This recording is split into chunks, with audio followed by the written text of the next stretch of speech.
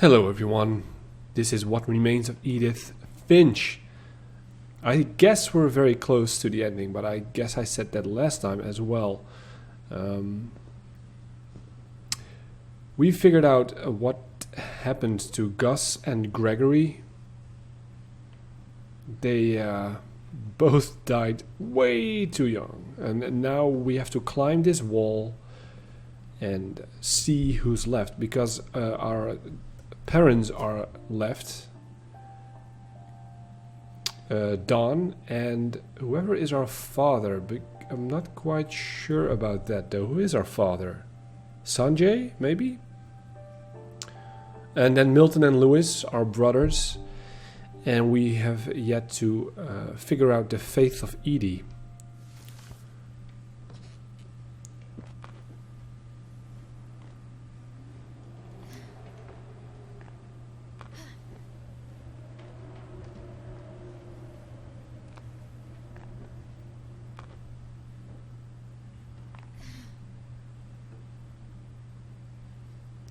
Oh, this might be Dawn's little getaway, actually, when she was young. Dawn is our mother, is Edith's mother. I guess she was a religious person. Okay, let's trigger this. Religion was another thing my mom never talked about, but I think it helped her a lot after her dad died. Yeah. Her dad, killed by a deer. It was his own fault though. Religion, science, math, history. I guess we can go out onto the balcony. She likes India quite enough to have a map on her wall. I guess she's been to Africa as well. And what does that say? College application. And other kinds of details, mathematics, geography. In '87 she flew to India. Dawn Finch. Okay, let's trigger this. Dawn and Sanjay. Okay, so Sanjay might be our father. She married an Indian man, or at least she fell in love with an Indian. She spent a summer building houses in Calcutta, where she met my dad, Sanjay. There we go. That explains it. I guess that explains why Milton and Lewis looked a little bit darker than Dawn did. So yeah, Sanjay, the father. I guess we don't know about Sanjay because he is only in a leave. Maybe he's still alive, but I'm not sure if we'll figure out what happened to him. Okay. This is not where we figure out what happened to Dawn, though. We still have to press on. My mom moved to India a week after graduation and got a job teaching English. Lewis was born a year later.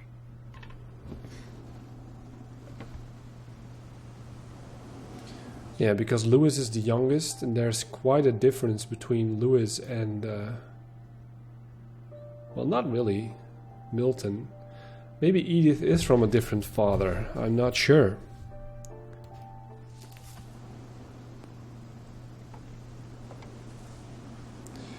Okay, we're getting close towards the top of the house now. When my dad died, I don't think Mom knew where else to go. I'm sure Edie was happy to have her back.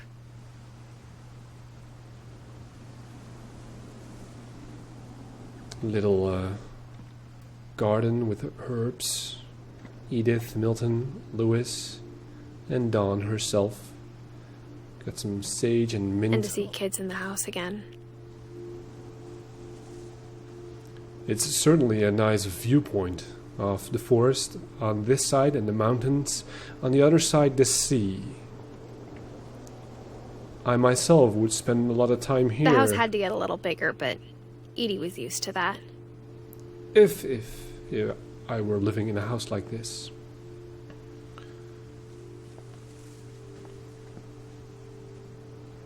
I love that it's built around a tree. It's essentially a big tree house.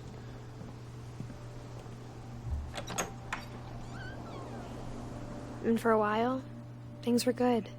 Almost normal. Okay, she was the teacher of her own children.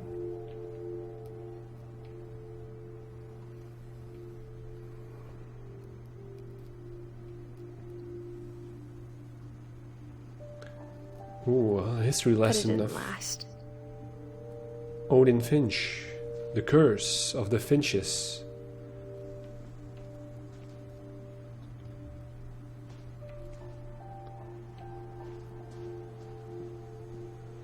An old, what looks to be a Apple computer. Relief efforts end in disaster. Well, that doesn't sound good.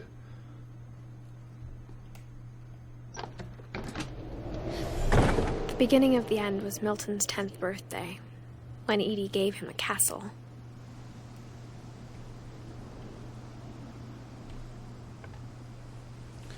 We can go higher, but let's go for Milton's little tower.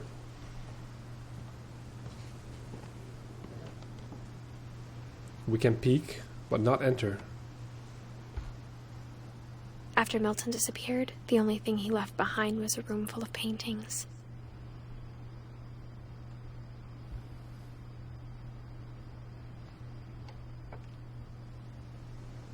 We can enter through the window.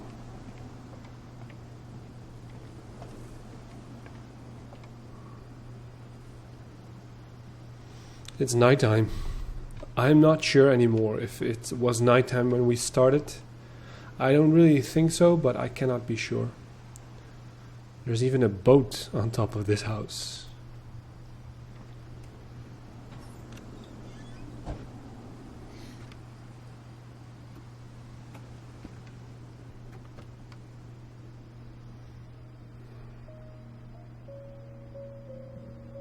I think Edie was happy to finally have another painter in the family.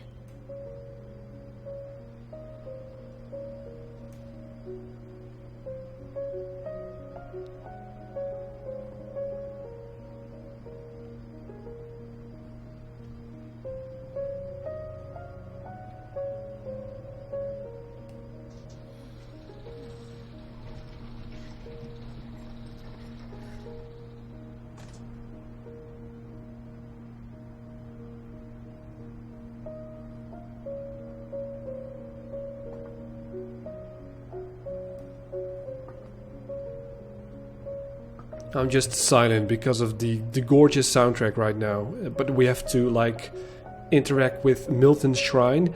But just for a moment, I will listen some more.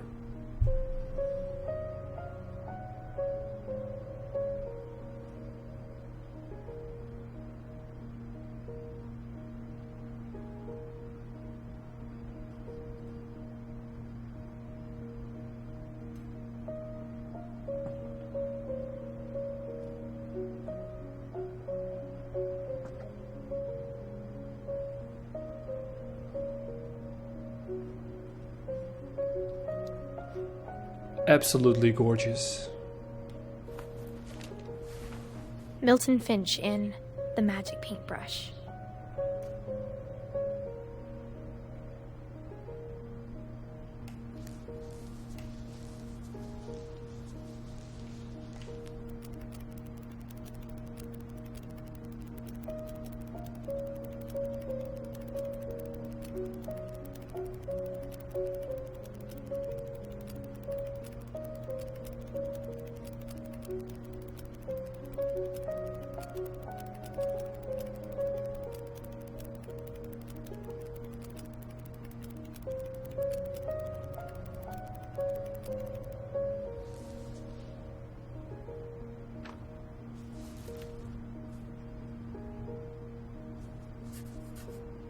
I was 4 when Milton disappeared. Wait, that's it? He disappeared? He vanished? He painted his own doorway? I guess only Lewis and Edie remain. Wow, that was...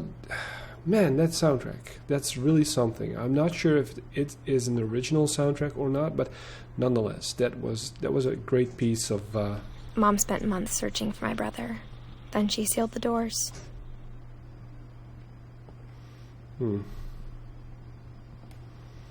Whatever Milton had found in the house, Mom didn't want it getting out. We're very close to the conclusion, to the top. Let's keep on going. And hopefully reveal all the secrets that this house and family... Mom definitely blamed Edie, but I think Lewis blamed himself. All the secrets that are secret to us. I hope they are... After he graduated, he just spent more and more time in his room. Until Mom got him a job at the Cannary. Alright, let me try to finish my sentence. I'm a slow talker, I know. What was I going to say? That the secrets, we need to uncover them.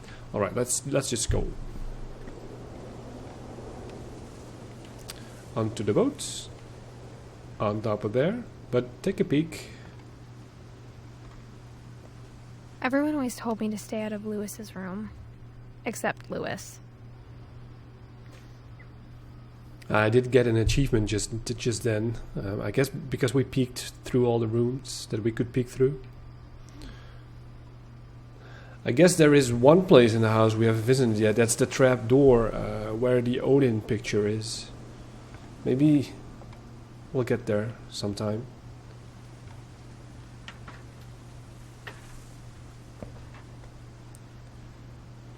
Lewis, what happened to you, my boy?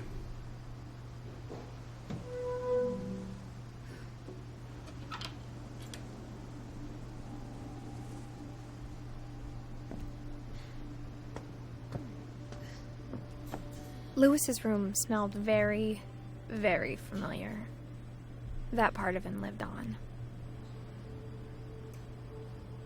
San Juan Ale. How old was the boy? He was just 12. No, that's not true. He was 22. I guess I misread that before as well. I was gonna say, this is more like a 22 years old room than a 12 years old room. With, some kind of drugs, computers, and PlayStations. Wonderland Turbo. Lewis and I spent a lot of time playing games together, but he was surprisingly bad at them. He died a lot. Literally, he died. One time. What were you playing then, Edith? I guess he was a little bit of a hippie. Nothing wrong with that. The Red King's Dream. Oh. He was recording his Let's Plays on here. Nice. Plunderbox.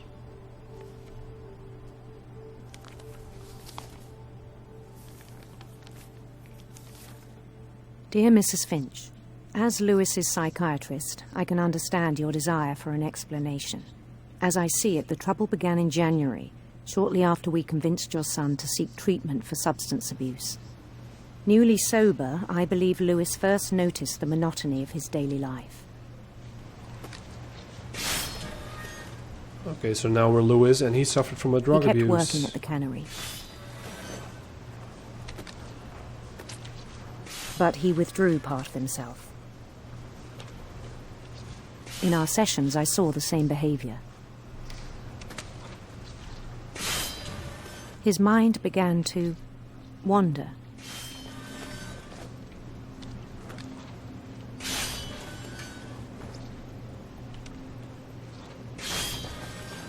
I asked him to describe it. He said he started small, imagining a labyrinth. This is just wonderfully done. He'd feel his way about. Then something moved. Bats. And toads.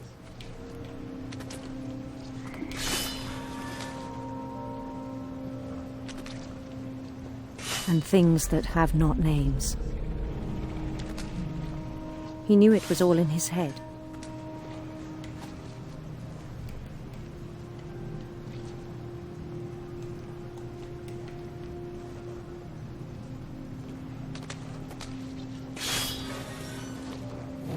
But he took it very seriously. I had hoped he'd find himself.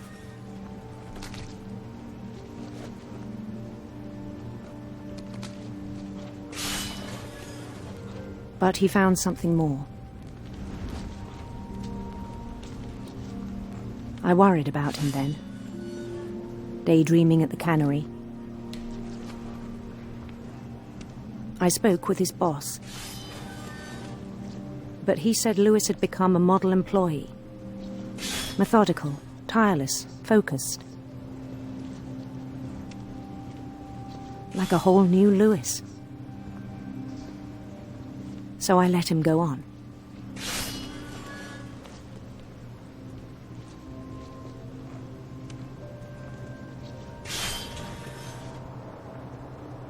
I even encouraged him. It seemed very promising at first. He told me he'd made a new friend.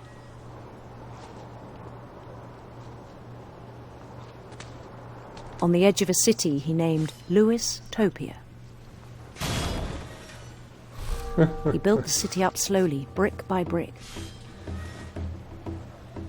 Then he made musicians.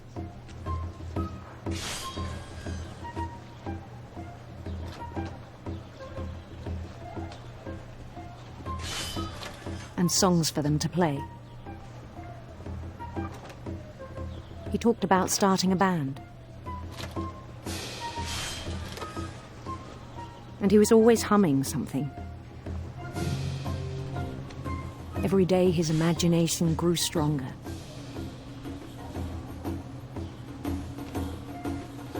He no longer spoke at the Cannary. But his chopping was as reliable as ever. Then one day it struck him that all the cheering crowds, even the stones under his feet, were all in his imagination, so he could do whatever he wished.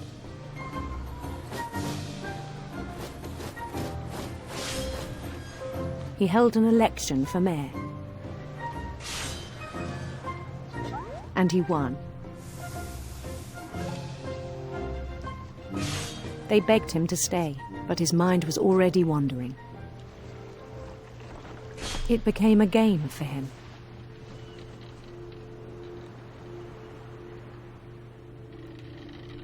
Wow. He'd conquer a city, then immediately push on. New Louisville.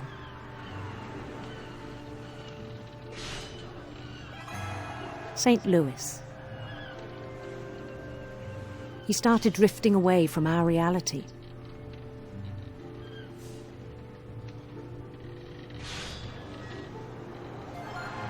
Minneapolis, until one day he forgot to go home from the Cannary. Even as his mother pleaded with him, part of Lewis kept sailing on.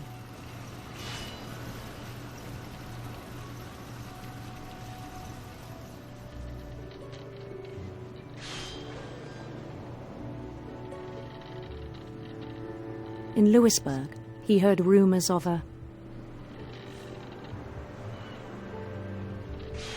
handsome queen.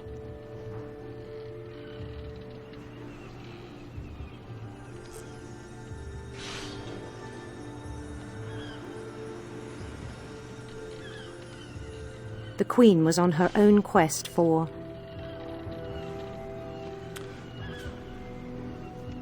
radiant rainbows.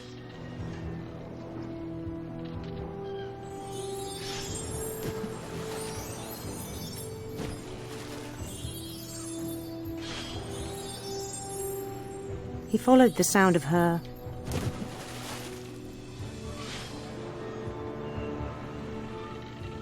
silver harp.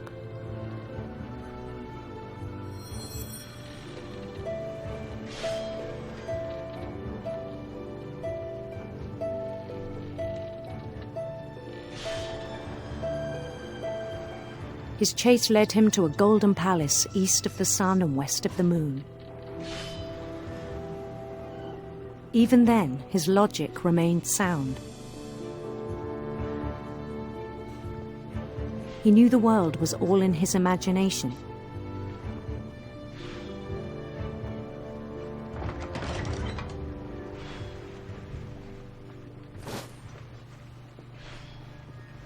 But he was so proud of having created it.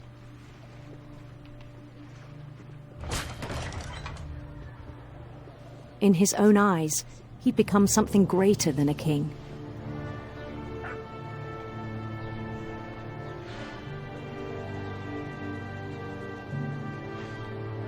For someone who'd never known success in the real world, I think it was overwhelming. And then it struck him that the real Lewis was not the one chopping salmon, but the one climbing the steps of a golden palace.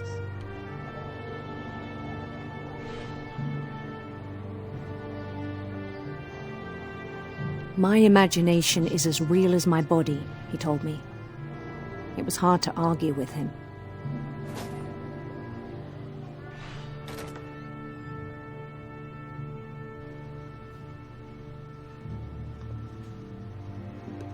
I think that was the best part of the game.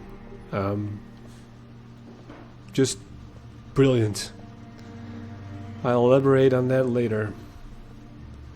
Or I guess I could just elaborate on it now. The basic act of chopping the fish and throwing it away, and in the meantime steering Lewis and the ship was just brilliantly done, because on the one hand you're automatically doing stuff. I didn't pay attention to the fishes anymore. I just paid attention to what happened to the left of the screen. It was beautifully done, because that's how you drift away while doing mundane things.